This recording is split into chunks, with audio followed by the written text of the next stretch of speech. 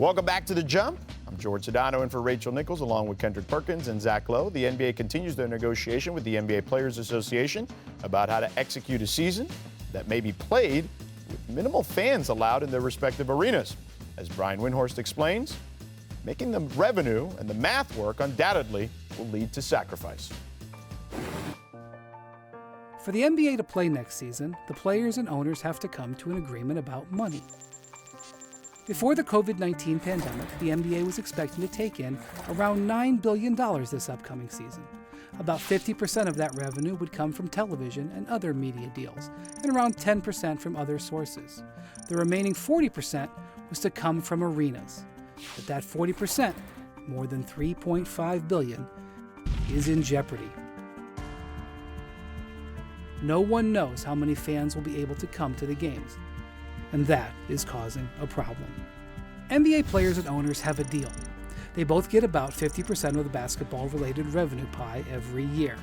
This half of the pie determines what the salary cap is. NBA teams base future player contracts on the expectation that the salary cap will continue to grow year after year. That's how they can give out 4-year deals, like the Lakers did with LeBron James back in 2018, and have been planning to do with Anthony Davis this year. But with all the uncertainty about arena revenue, the pie the teams had been banking on for the last several years when signing players all of a sudden could be much, much smaller. If the full pie or close to it isn't there, the whole financial system breaks down. So what can be done? The idea that the players and owners have is to pretend the revenue pie is there for this year, and maybe next year too. This way the salary cap won't collapse, and all of those pies over the next few years won't implode. To make it work, every player will have to give back some of his salary to make sure that 50-50 split with the owners still happens. From the highest paid veterans down to the guys who are on their rookie deals. But how much smaller? Maybe 30%, maybe 35%, maybe more. With the owners now talking about shortening the season, players could be looking at fewer game checks too, but there is little choice. Thanks to Brian Windhorst on that. So, Zach, Windy mentions the escrow, where a percentage of the player's paycheck is withheld until the final revenue is counted at the end of the season. Do you feel that it is ultimately, this is where that uncertain revenue will be taken from? I mean, if you're really committed to the 50-50 split, I don't really see how else to do it. I mean, you could argue that maybe the owners should give back a little bit more because they're on balance much wealthier than the players are. But that doesn't appear to be in the cards. They appear to be sticking to the 50-50 split, as Wendy mentioned, keeping the system the way it works. And there's this assumption that, well, we just need to ride out this year, 21-22, that's going to be our return to normal. That's why they want to get the calendar back to as close to normal as possible for that season.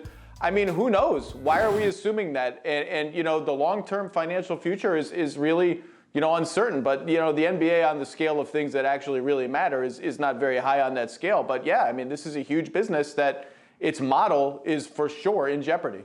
Perk, as a player, how concerning is this?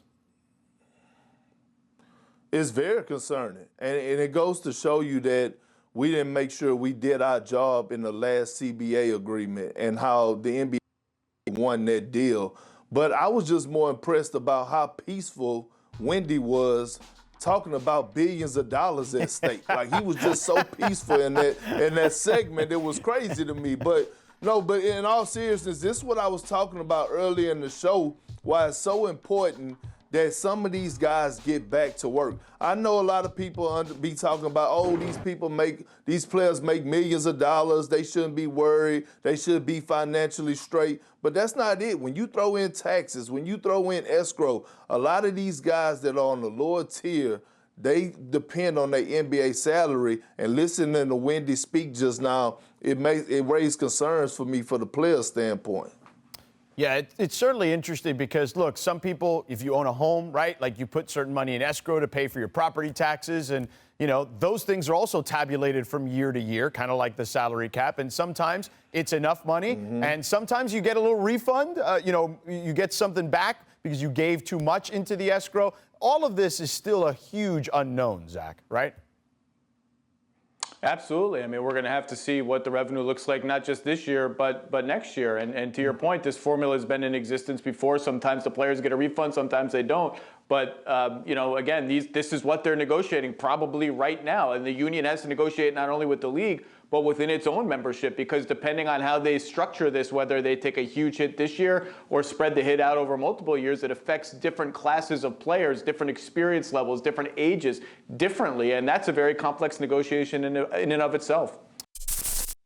Thanks for watching ESPN on YouTube. For live streaming sports and premium content, subscribe to ESPN+.